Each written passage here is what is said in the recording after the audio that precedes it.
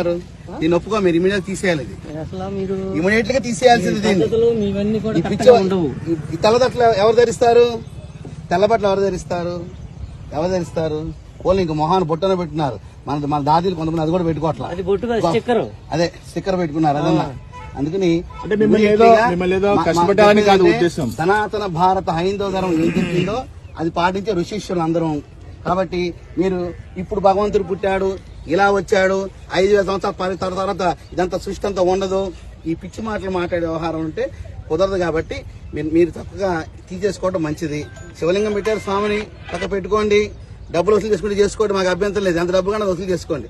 కానీ ఇక్కడ పిచ్చి స్టోరీ చెప్పి పిచ్చి వ్యవహారం నడిపితే మాత్రం ఖచ్చితంగా ఒప్పుకోమమ్మా. అంటే కాదమ్మా, మీకు తెలుసు సమాజంలో ఎంత వ్యతిరేకత వస్తుందో మీ సంస్థ కూడా తెలుసు. మరి ఏం చేద్దామని ఏంటి పెడతారు? డబ్బులు ఎక్కువైతే ప్రజలకు వచ్చుగా. యాచకులు బోళ్ళు మంది ఉన్నారు, ఇబ్బందులతో పడి ఉన్నారు.